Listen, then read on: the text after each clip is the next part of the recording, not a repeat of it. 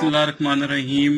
Students, हमारा course content है mechanics 2। तो इस कोर्स के अंदर हम मैकेनिक्स 2 डिस्कस कर रहे हैं। तो लास्ट टाइम हमने मैकेनिक्स का चैप्टर नंबर 8 डिस्कस किया था।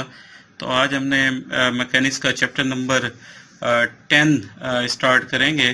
तो चैप्टर नंबर 8 में हमने डिस्कस किया था रेक्टी लीनियर मोशन।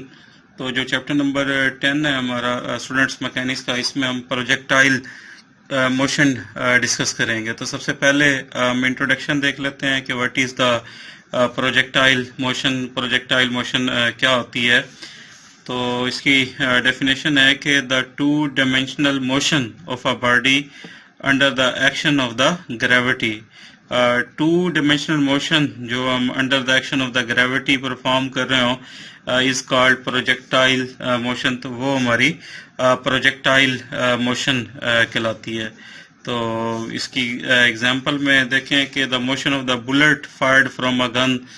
अगर हम एक गन से एक बुलेट को फायर करते हैं तो ये हमारी प्रोजेक्टाइल मोशन होती है, ठीक है। या football kicked bye a player in is a projectile motion. अगर एक प्लेयर जो है वो फुटबॉल को किक लगाता है तो ये भी हमारी प्रोजेक्टाइल मोशन कहलाती है, ठीक है। तो ये प्रोजेक्टाइल मोशन की डेफिनेशन है कि द टू डायमेंशनल मोशन, ठीक है, under the action of the gravity. तो ये जो मोशंस हैं ये हमारी प्रोजेक्टाइल मोशन कहलाती है। तो नेक्स्ट स्टूडेंट, इस चैप्टर का मोस्ट एक इम्पोर्टेंट आर्टिकल है जो प्रोजेक्टाइल मोशन है, जो ट्रेजेक्ट्री यानी कि जो पाथ बनाता है। तो अब हमने उसकी इक्वेशन ड्राइव करनी है। तो ये मोस्ट इम्पोर्टेंट हमारा टॉपिक होता है। ये एग्जामिनेशन पॉइंट ऑफ व्यू से काफ़ी दफ़ा ये डिस्कस किया गया है। तो इक्वेशन ऑफ द ट्रेजेक्ट्री या प्रोजेक्टाइल मोशन की हमने इक्वेशन ड्राइव करनी है। तो स्टूडेंट, हम इसके लिए पहले तो एक ग्राफ बना लेंगे। फ़र्ज़ किया यहाँ से एक पार्टिकल को जो है वो प्रोजेक्ट किया गया है फ्रॉम द पॉइंट ओ से हमने प्रोजेक्ट किया है विद वेलोसिटी v नॉट। हमने एक पार्टिकल को वेलोसिटी v नॉट के साथ प्रोजेक्ट किया फ्रॉम द पॉइंट ओ से। और ये जो v नॉट है ये एक्स एक्सिस के साथ हम कहते हैं कि एंगल कोई अल्फा बना रहा है, ठीक है। और फिर फर्दर कुछ टाइम t के बाद हमारा टाइम यानी कि कुछ t लगता है तो जो पार्टिकल है वो पॉइंट p पर आ जाता है। और p पर जो उसके जो कोऑर्डिनेट्स हैं वो x एंड y हैं। और p का इसका जो पर इसका पोजीशन वेक्टर है वो r के इक्वल है, ठीक है। तो ये हमारा x के इक्वल होगा और यहाँ से ये हमारा किसके इक्वल होगा? y के इक्वल है। तो ये सबसे पहले हमने एक पार्टिकल को जो है ना प्रोजेक्ट कराया from the point o with velocity v not.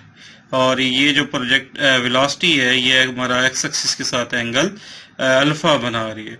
और फिर हम कहते हैं कि आफ्टर अ टाइम टी, के कुछ टाइम टी के बाद हमारा जो पार्टिकल है वो पॉइंट पी पर पहुंच जाता है जहां पर उसके Cartesian components X and Y हैं और उसका पोजीशन वेक्टर आर के इक्वल है। तो स्टूडेंट्स, इसी चीज़ को हमने यहाँ पे लिख भी देते हैं। Let a particle of mass m, एक पार्टिकल है जिसका मैस m के इक्वल है, बी प्रोजेक्टेड फ्रॉम ओ। हमने इस पार्टिकल को ओ से प्रोजेक्ट किया है इन द प्लेन। इस एक्स वाई प्लेन के अंदर हमने प्रोजेक्ट किया है विद वेलोसिटी v नॉट। ये जो वेलोसिटी है ये v नॉट के इक्वल है। स्टूडेंट्स, हम इस तरह करते हैं कि ये जो वेलोसिटी है इसको हम अलग से पहले टू कंपोनेंट्स के अंदर रिजॉल्व कर लेते हैं। हमने अपने प्रोजेक्टाइल को वेलोसिटी v के साथ प्रोजेक्ट किया है जो एक्स एक्सिस के साथ एंगल अल्फा बना रहा था। तो ये जो इसका हॉरिजॉन्टल कंपोनेंट है तो ये हमारा v नॉट कॉस अल्फा के इक्वल होगा। और जो वर्टिकल कंपोनेंट है ये v नॉट साइन अल्फा के इक्वल होगा। अगर हम इस वेलोसिटी के जो कंपोनेंट्स हैं इसे आई जे फॉर्म में लिखें तो ये कुछ इस तरीके से लिखा जाएगा। जो वेलोसिटी है V naught cos alpha I और plus V naught sine alpha J. इसका नाम हम इक्वेशन नंबर 1 कह देते हैं, ठीक है। जिस वेलोसिटी के साथ हमने प्रोजेक्टाइल को प्रोजेक्ट किया है तो वो जो वेलोसिटी है उसको हमने two components horizontally and vertically components में हमने रिजॉल्व कर लिया है, और फिर वेलोसिटी को हमने आई जे फॉर्म के अंदर लिख दिया है। ठीक है, वी नॉट हमारा इक्वल होगा V naught cos alpha I plus V naught sine alpha J. ठीक है, तो फिर स्टूडेंट्स हमने शुरू में डिस्कस किया है कि सपोज आफ्टर टाइम टी, कि कुछ टाइम टी के बाद particle be at point P, कि हमारा जो पार्टिकल है ये पॉइंट पी पर आ जाता है, जिसका पोजीशन वेक्टर क्या है, आर के इक्वल है, whose position vector is R. ये जो आर है इसको भी हमने वेक्टर फॉर्म में लिख लिया है, तो ये जो आर है ये एक्स आई प्लस वाई जे के इक्वल है, इसका नाम हम इक्वेशन नंबर 2 कह देते हैं। ठीक है, तो अब स्टूडेंट्स इसमें if we neglect the air resistance, अगर हम इस पे क्या कहते हैं जो पार्टिकल हमने प्रोजेक्ट किया है जिसका मैस एम के इक्वल है, अगर हम उस पे एयर रेजिस्टेंस को निगलेक्ट कर दें, the force acting on the particle is the force due to the gravity. ठीक है, फिर जो फोर्स उसके ऊपर जो है वो एक्ट कर रही होगी, वो ग्रेविटी की फोर्स एक्ट कर रही होगी, जो इसको डाउनवर्ड अपनी तरफ जो है ना मूव कराएगी। ठीक है, जो हमने पार्टिकल हमने प्रोजेक्ट किया, अगर हम उसमें से एयर रेजिस्टेंस को निगलेक्ट कर देंगे तो बाकी जो फोर्स उसके ऊपर एक्ट कर रही होगी वो ग्रेविटेशनल फोर्स उसके ऊपर एक्ट कर रही होगी, and its direction is vertically downward, और इससे जो फोर्स है उसकी जो डायरेक्शन होती है वो वर्टिकली क्या होगी, डाउनवर्ड होती है। ठीक है, तो इसका जो फार्मूला होता है F is equal to minus M G J आ जाएगा। ठीक है, माइनस क्योंकि ये वर्टिकली डाउनवर्ड उसको मूव कराती है, इस वजह से ये F is equal to minus M G J आ जाएगा। लेकिन जो फोर्स होता है इसका फार्मूला जो है वो न्यूटन लॉ के मुताबिक वो एम ए के इक्वल होता है। ठीक है, तो ये तुम्हारे पार्टिकल की फोर्स आ गई, लेकिन जो फोर्स है उसका जो एक्चुअल फार्मूला होता है वो एम ए के इक्वल होता है। यहाँ पे जो ए है वो उस पार्टिकल का एक्सेलरेशन को डिनोट कर रहा है। ठीक है, तो यहाँ पे स्टूडेंट्स जो ए है ये एक्सेलरेशन को डिनोट कर रहा है, तो प्रीवियस चैप्टर में भी हमने डिस्कस किया था, ये जो आर होता है अगर हम इसका second derivative with respect to T ले लेते हैं तो ये हमारा एक्सेलरेशन होता है। यहाँ पे जो एक्सेलरेशन है तो इसकी जगह हम उसका फार्मूला पुट कर देंगे, D square R over D T square आ जाएगा, और ये हमारा इक्वल है माइनस एम जी जे के इक्वल है। तो स्टूडेंट यहाँ से जो m है ये दोनों साइड से कैंसिल हो जाएगा, D square R over D T square equal minus G J आ जाएगा। नेक्स्ट स्टूडेंट इसकी थोड़ी सी कैलकुलेशन करते हैं। ये जो सेकंड डेरिवेटिव है D square R over D T square, तो इसमें से हम फर्स्ट डेरिवेटिव को अलग करते हैं, यानी कि D over D T into D R over D T. जब हम इसे दोबारा प्रोडक्ट लेंगे तो ये दोबारा वही आ जाएगा, और राइट हैंड साइड पे हमारा माइनस जी जी के इक्वल है। तो यहाँ से स्टूडेंट जो लेफ्ट हैंड साइड पे हमारा डी टी है ये राइट साइड पर ले जाते हैं, और फिर हम इसकी इंटीग्रेशन ले लेते हैं बोथ साइड। तो स्टूडेंट्स हमारे पास जो लेफ्ट हैंड साइड है उस पे हमारे पास है D into D R over D T, इसकी भी इंटीग्रेशन ले लेते हैं, और जो राइट हैंड साइड है माइनस बाहर आ जाएगा, जी जी की integration with respect to T आ जाएगी। लेफ्ट हैंड साइड पे स्टूडेंट्स डेरिवेटिव और इंटीग्रेशन ये तो कैंसिल हो जाएगा, ये D R over D T आ जाएगा, और माइनस जी और जे ये बाहर आ जाएगा, और 1 के integration with respect to T ये टी आ जाएगी, plus C constant of integration आ गया हमारे पास। इसका नाम हम इक्वेशन नंबर 3 कह देते हैं। तो ये जो कांस्टेंट ऑफ इंटीग्रेशन है स्टूडेंट्स, अब हम इसकी वैल्यू निकालते हैं इनिशियल कंडीशन को यूज करते हुए। तो now we find the constant C by using the initial condition. तो स्टूडेंट्स हमारे पास देखें कि जब टाइम 0 होगा तो उस पार्टिकल की जो इनिशियल वेलोसिटी है वो हमने v नॉट ली थी, और जो वेलोसिटी होती है ये r का with respect to t derivative होता है। ठीक है, तो ये हमने स्टार्ट में डिस्कस किया था कि जब हमारा पार्टिकल यहाँ पे एट ओ पर मौजूद है तो इसकी जो वेलोसिटी है, ठीक है स्टूडेंट, जो वेलोसिटी होती है ये हमारा D R over D T के इक्वल होता है। तो जब टाइम ज़ीरो होता है तो उस टाइम उस पार्टिकल की जो वेलोसिटी होती है D R over D T के इक्वल होती है। तो ये हम इक्वेशन नंबर जो हमारी 3 है, जो भी हमने जिसको सॉल्व किया उसमें हम पुट कर देते हैं। तो लेफ्ट हैंड साइड पे इसका D R over D T है, ये हमारे पास वेलोसिटी वी नॉट बन जाएगा। राइट हैंड साइड पे जो टी है ये स्टूडेंट ज़ीरो हो जाएगा। तो यहाँ पे जो सी है उसकी वैल्यू हमारे पास वी नॉट आ जाती है।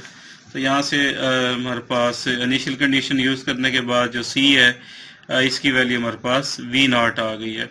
तो ये हम इक्वेशन नंबर 3 में दोबारा उसको पुट कर देंगे। तो देखें जो इक्वेशन नंबर 3 है D R over D T minus G J T और जो वी है सी है इसकी वैल्यू हमारे पास वी नॉट आ गई है। तो स्टूडेंट ये वैल्यू सी नॉट सी की वैल्यू हमने वी नॉट जो है ना वो इक्वेशन नंबर 3 में पुट कर दिया। तो ये हमारे पास D R over D T minus G J into T plus V naught आ गया। ठीक हो गया। मज़ीद इसको सॉल्व करते हैं। ये जो लेफ्ट हैंड साइड पे जो डी टी है ये वहाँ फर्स्ट टर्म के साथ भी आ जाएगा और जो सेकंड टर्म है ये इसके साथ भी आ जाएगा। अब हम इसकी इंटीग्रेशन ले लेते हैं बोथ साइड। तो स्टूडेंट्स की इंटीग्रेशन यहाँ पे भी हम अप्लाई कर लेते हैं और इधर भी इंटीग्रेशन। राइट हैंड साइड पे टू टर्म है, दोनों साइड पे इंटीग्रेशन आ जाएगी। तो लेफ्ट हैंड साइड पे हमारा क्या कहते हैं 1 की integration with respect to R है, तो ये हमारे पास आर आ जाएगी और यहाँ से माइनस जी जे ये तो बाहर आ जाएगा और टी की इंटीग्रेशन टी स्क्वायर बाई 2 आ जाएगी और प्लस वी नॉट बाहर आ जाएगा और 1 की इंटीग्रेशन क्या आ जाएगी टी आ गई हमारे पास। तो अब हम स्टूडेंट्स जो पीछे हमने आर डिस्कस किया था, आर पी का पोजीशन वेक्टर था और इसकी वैल्यू थी एक्स आई प्लस वाई जे, ये हमने पुट कर दी।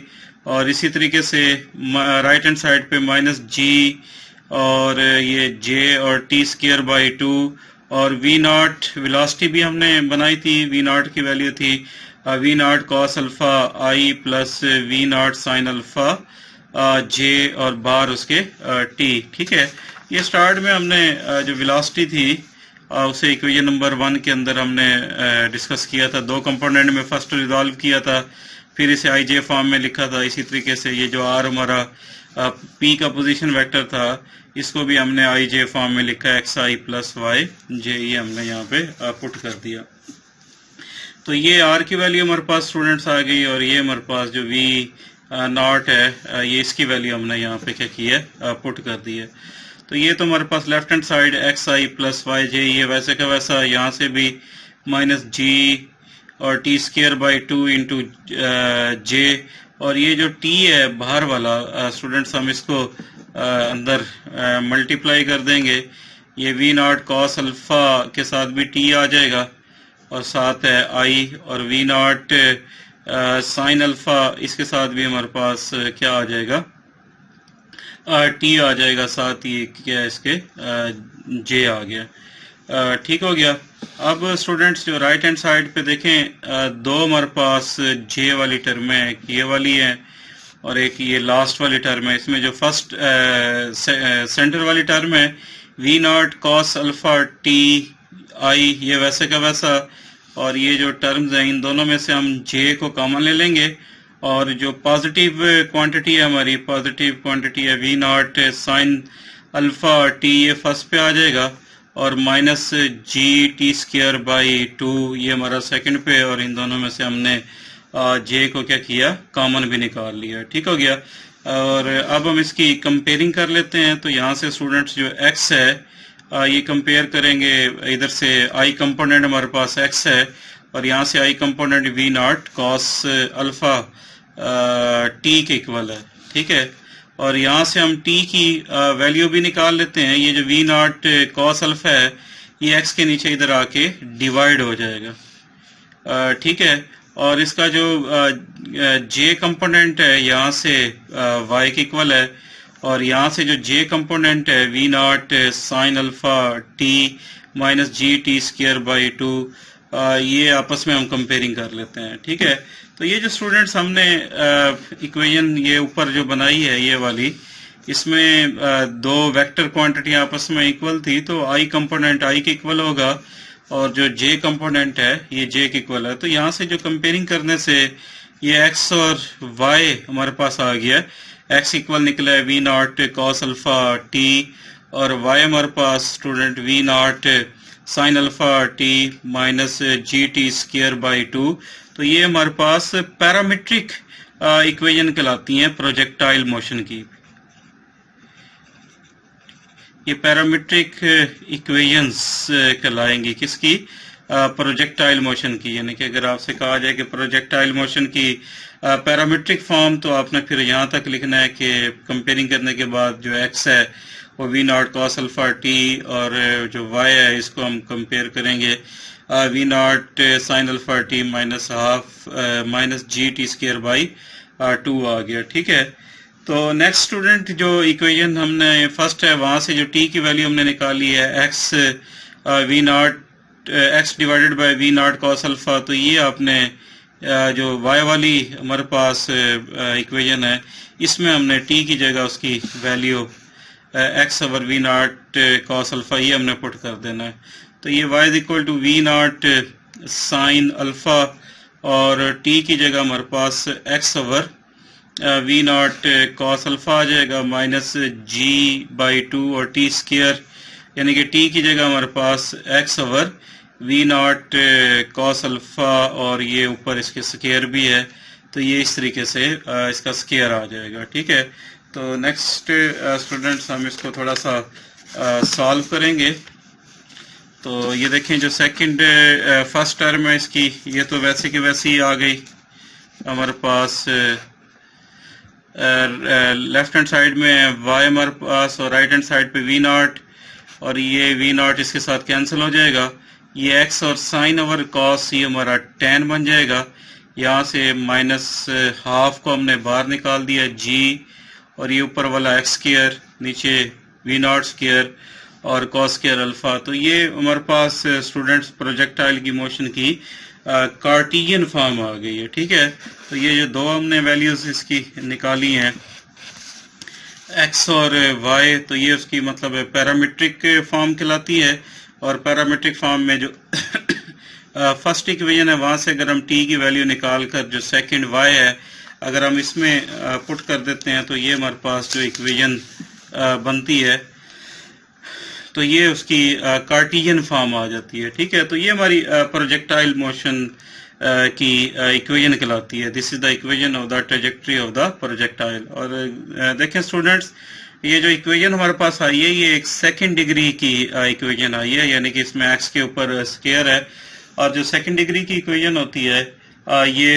रिप्रेजेंट करती है पैराबोला को। तो यहाँ पे हम ये भी कह सकते हैं जो equation of the trajectory of the projectile होती है वो पैराबोला को रिप्रेजेंट करती है।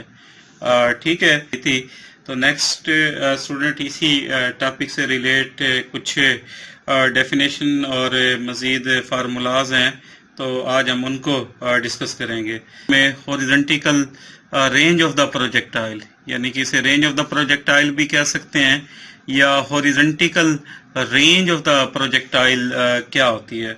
ठीक है, प्रोजेक्टाइल की रेंज से मुराद स्टूडेंट्स हम प्रोजेक्टाइल को जहाँ से प्रोजेक्ट करते हैं और जहाँ पर वो ग्राउंड को स्ट्राइक करता है वो जो डिस्टेंस है between the point of the projection and point of striking, तो उन दोनों के दरमियान जो डिस्टेंस बनेगा तो ये उस पार्टिकल की प्रोजेक्टाइल की रेंज कहलाता है। ठीक है, तो इसकी डेफिनेशन देखें, horizontal range of a projectile.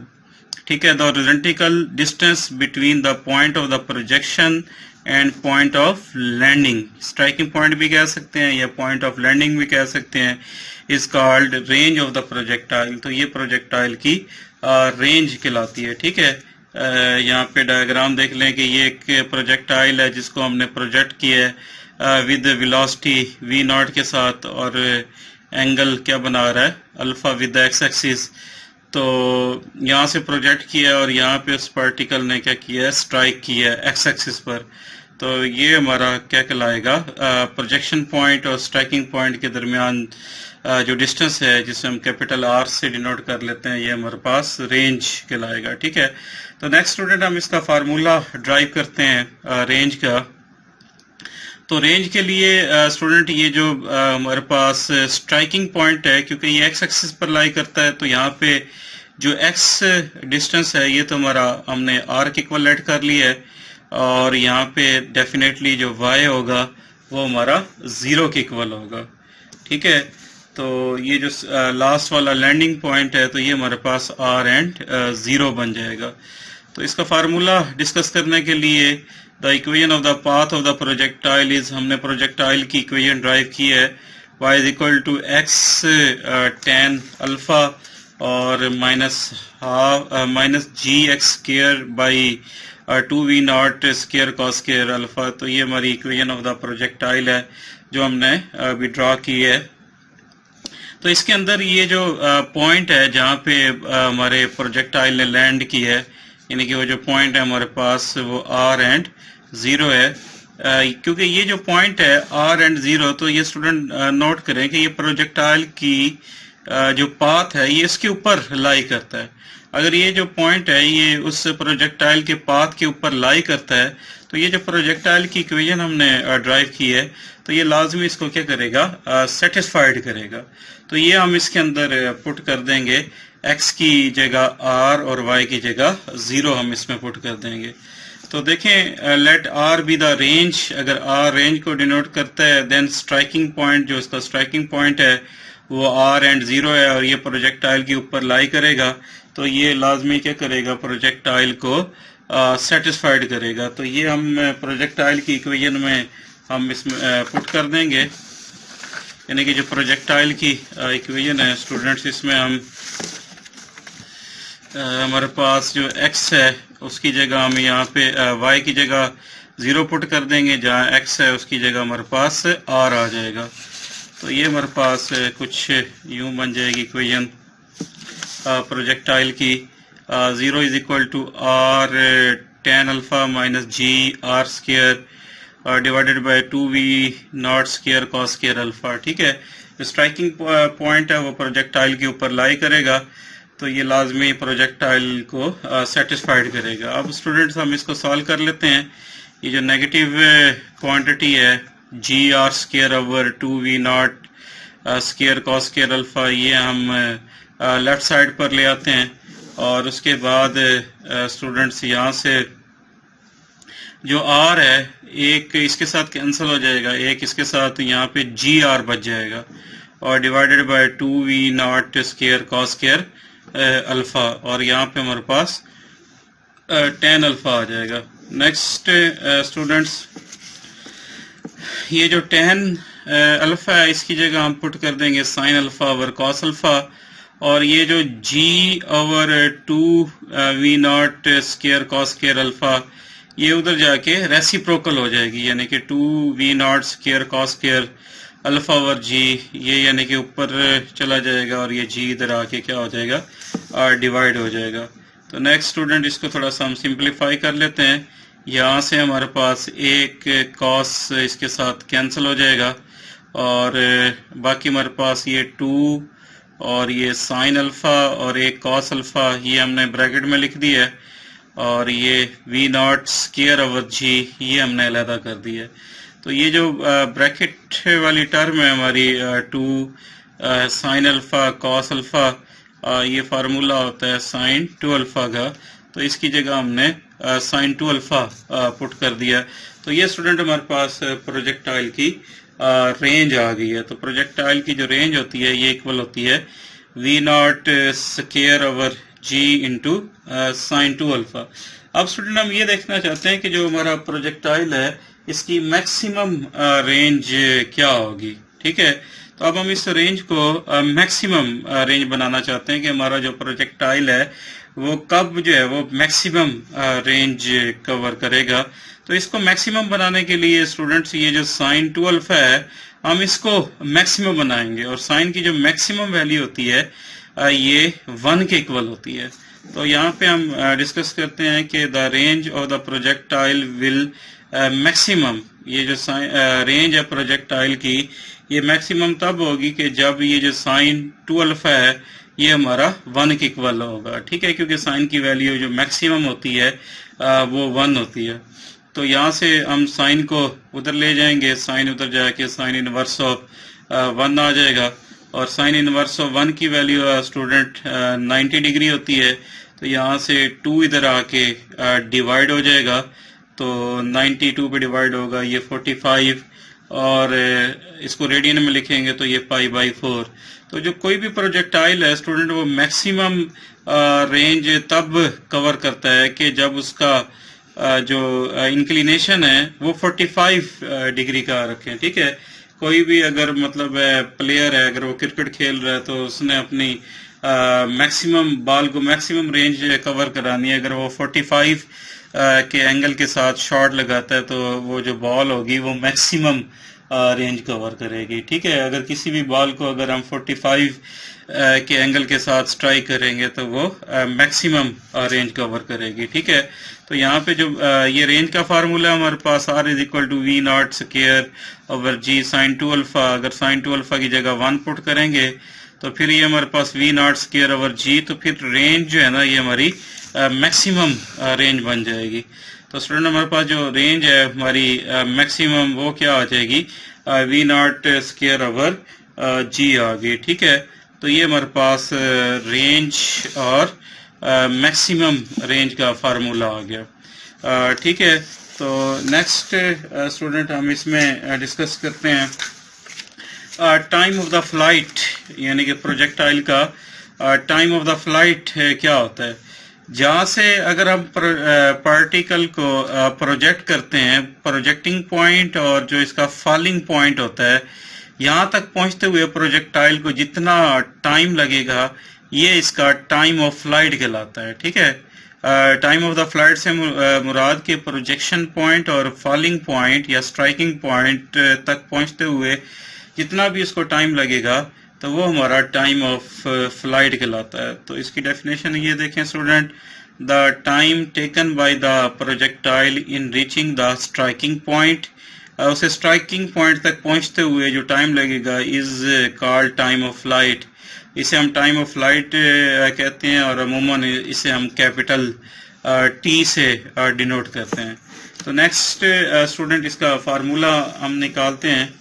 तो देखें, the equation of the motion of the projectile in vertical direction, हमने प्रोजेक्टाइल की मोशन डिस्कस की है वर्टिकल डायरेक्शन के अंदर, यानी कि इसका जो y कंपोनेंट हमने निकाला था पैरामीट्रिक फॉर्म, यानी कि y is equal to V naught sine alpha t minus half GT square. तो यहाँ से इस इक्वेशन की मदद से हम इसका क्या कहते हैं टाइम फाइंड आउट करेंगे।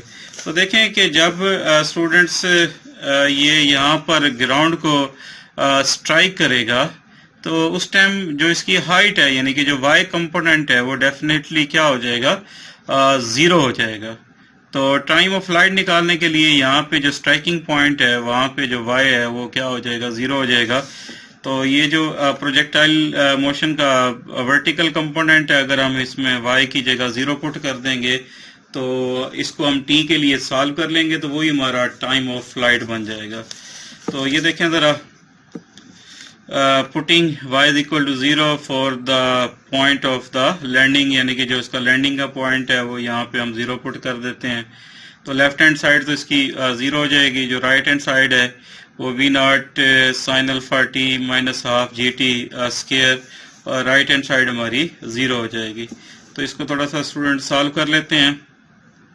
यहाँ से हमारे पास जो t है ये कॉमन आ रहा है, और यहाँ से ये V naught sine alpha minus half G, एक t यहाँ से आ जाएगा इक्वल टू 0। अब ये 2 टर्म्स हैं, इनका जो प्रोडक्ट है ये 0 के इक्वल है, तो या तो फर्स्ट 0 होगा या ये V naught sine alpha minus half GT, या तो ये 0 के इक्वल होगा। यहाँ पे तो टाइम तो कैन नॉट बी 0, तो यहाँ पे V naught sine alpha minus half G T is equal to 0, या तो ये हमारे पास डेफिनेटली 0 हो जाएगा। तो इसको स्टूडेंट्स हम सॉल्व कर लेते हैं। टी के लिए ये नेगेटिव वाली जो क्वांटिटी है हाफ जी टी, ये उधर जाके प्लस हो जाएगी, यहाँ पे वी नॉट साइन अल्फा आ जाएगी। तो यहाँ से स्टूडेंट 2 उधर जाके मल्टीप्लाई हो जाएगा और जी इधर आके डिवाइड हो जाएगा। तो ये हमारे पास time of flight is equal to 2 V naught sine alpha over G, यानी कि इसको हम किसी कैपिटल टी से डिनोट कर लेंगे। तो ये हमारे पास स्टूडेंट इसका टाइम ऑफ फ्लाइट आ गया। ठीक है, तो सिंपल सी इसकी कैलकुलेशन थी कि जो इसका वर्टिकल कंपोनेंट होता है प्रोजेक्टाइल मोशन का, तो टाइम ऑफ फ्लाइट लेने के लिए जहाँ पे इसका लैंडिंग पॉइंट है वहाँ पे y0 होगा, ये यहाँ पे हमने पुट किया और इस इक्वेशन को हमने टी के लिए सॉल्व कर दिया। तो ये हमारे पास इसका टाइम ऑफ फ्लाइट आ गया।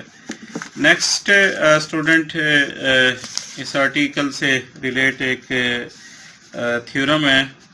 तो ये theorem examination point of view से बहुत अहम थ्योरम है, तो इसको हम डिस्कस करते हैं। थ्योरम में इसकी स्टेटमेंट ये है कि show that at any point P on parabolic trajectory, कि जो पैराबोलिक ट्रेजेक्ट्री है उसके ऊपर कोई पॉइंट पी है of the particle, kinetic energy, यहाँ पे जो के ई है ये कैनेटिक एनर्जी को डिनोट कर रहा है, इज सेम, ठीक है, एज रिक्वायर्ड, वहाँ पे जो कैनेटिक एनर्जी है वो सेम रिक्वायर्ड होती है by it falling freely under the gravity to P from that point on the directrix. अगर हम उसी पॉइंट पर डायरेक्ट्रिक्स से अगर हम उसी पार्टिकल को ड्रॉप करते हैं विच इज वर्टिकली अबव पी, जो पी के वर्टिकली अबव है।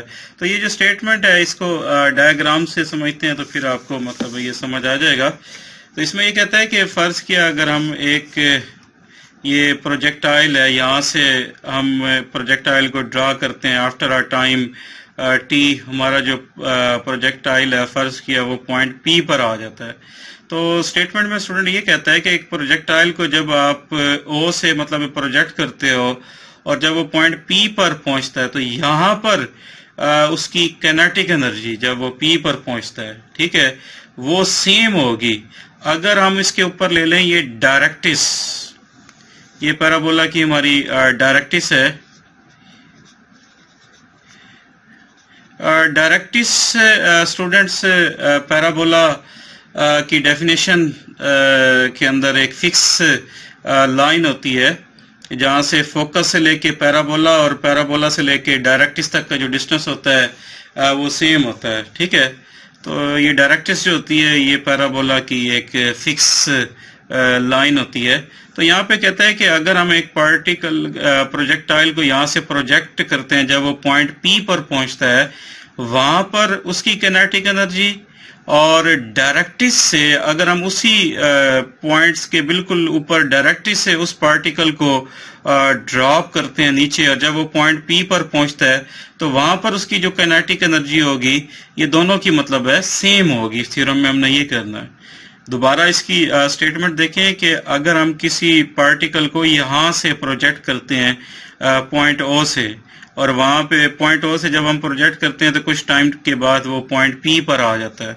अगर हम पॉइंट पी पर उसकी क्या करें, कैनेटिक एनर्जी निकालें, फिर उसी पार्टिकल को अगर हम डायरेक्ट्रिक्स के ऊपर से उस पॉइंट के ऊपर अगर हम ड्रॉप करते हैं, जब डायरेक्ट्रिक्स से उस पॉइंट के ऊपर हमने ड्रॉप किया तो यहाँ पर ऊपर से नीचे आते हुए जो कैनेटिक एनर्जी है ये यहाँ से जो हमने ड्रॉप उसे प्रोजेक्ट किया है, फिर उसकी जो कैनेटिक एनर्जी है ये दोनों जो है वो सेम होगी, ठीक है।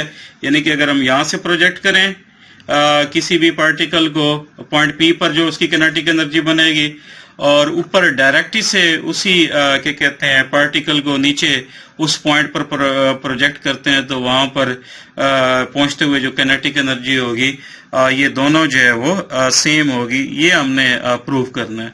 यहाँ पे जो डायरेक्ट्रिक्स है स्टूडेंट्स, इसकी इक्वेशन यानी कि जो डायरेक्ट्रिक्स है इसकी जो हाइट है ये हमें y यानी कि गिवन है v naught square over 2g के इक्वल है। This is the equation of the directrix.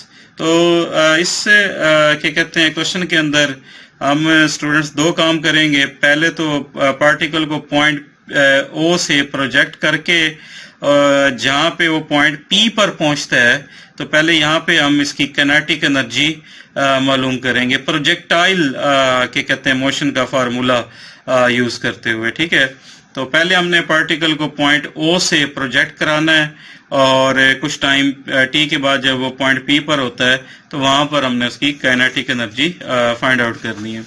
तो देखें स्टूडेंट के पार्टिकल ऑफ मास m, एक पार्टिकल है जिसका मास क्या है m में बी प्रोजेक्टेड फ्रॉम o, कि ये o से प्रोजेक्ट किया गया है विद स्पीड। जब हमने इसे o से प्रोजेक्ट किया है तो वहां पे जो उसकी स्पीड थी यानी कि जो उसकी वेलोसिटी थी वो v0 के इक्वल है। Let at any time t the particle be at point p।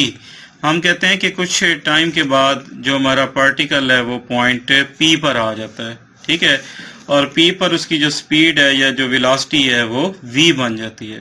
Point o से जब हमने उसे प्रोजेक्ट किया था उस टाइम उसकी वेलोसिटी v थी, और जब वो पॉइंट p पर कुछ टाइम के बाद पहुंचा है तो वहां पर उसकी जो वेलोसिटी है या उसकी जो स्पीड है वो स्टूडेंट हम v ले लेते हैं।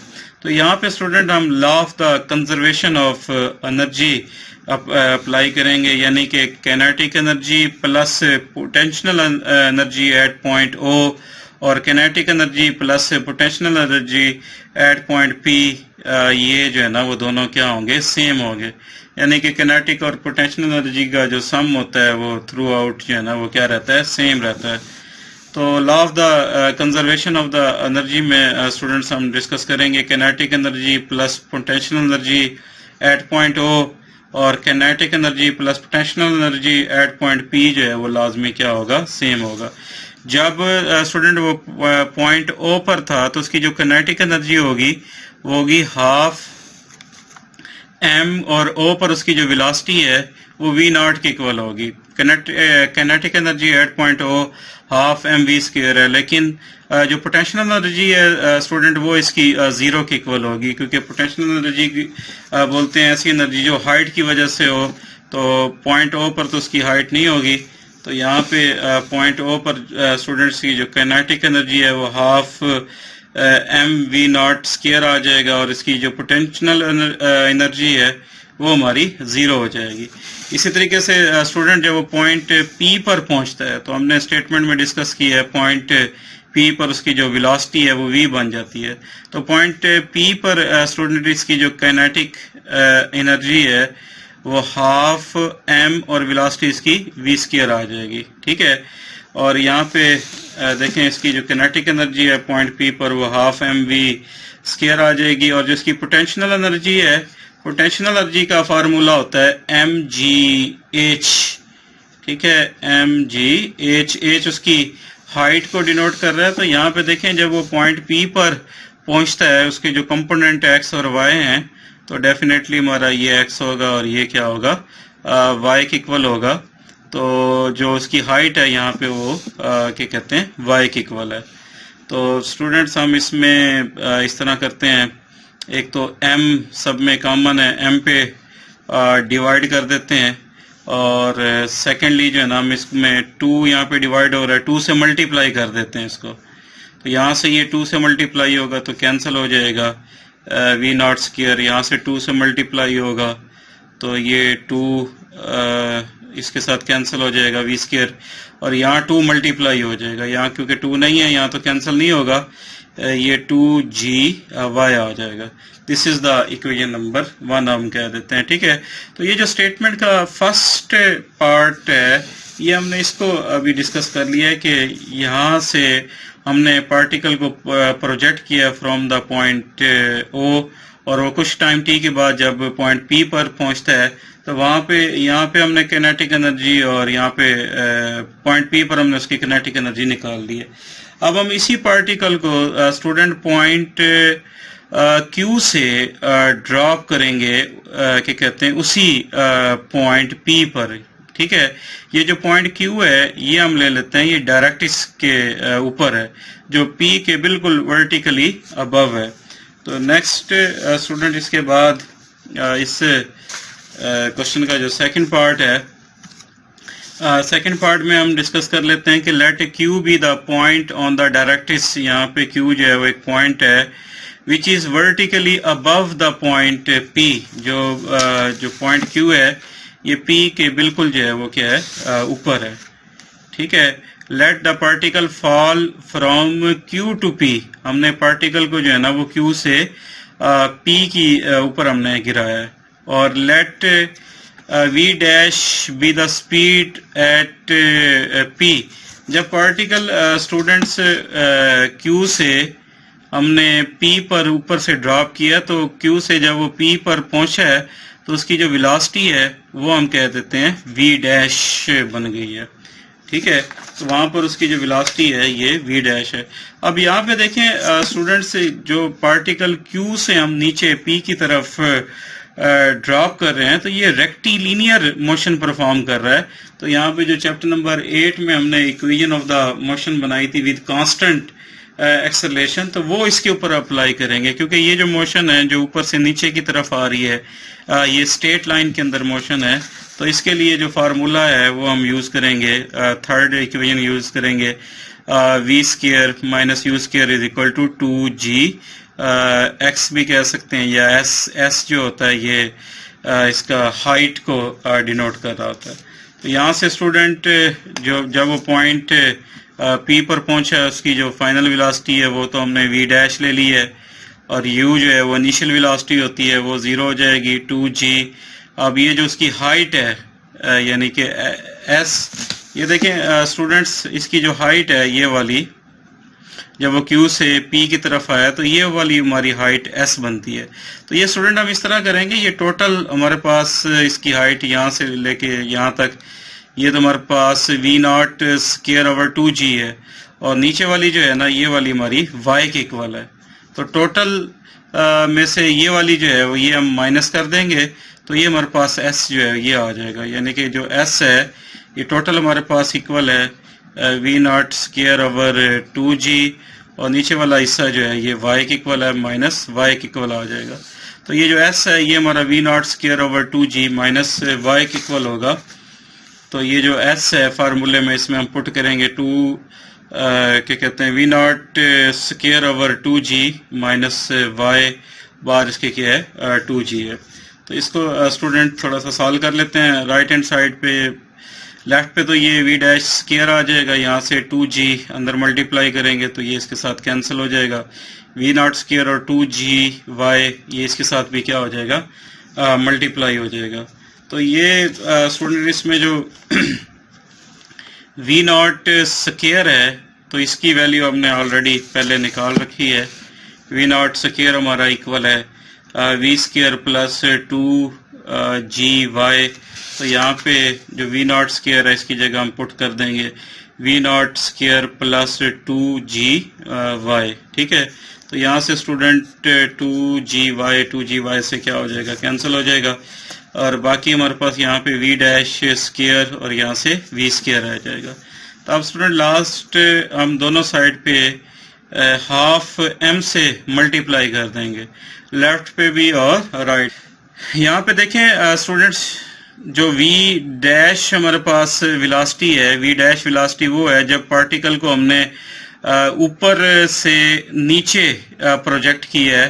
तो Q से जब वो P की तरफ आया तो वहां पर उसकी वेलोसिटी क्या बनी थी v डैश बनी थी। ठीक है, तो ये हाफ m v डैश का स्क्वायर आ गया, और v स्टूडेंट उसकी वो वेलोसिटी थी जब पार्टिकल को हमने नीचे से यहाँ पे हमने प्रोजेक्ट करवाया था, पॉइंट O से पॉइंट P तक गया था, तो तब उसकी वेलोसिटी v बन गई थी।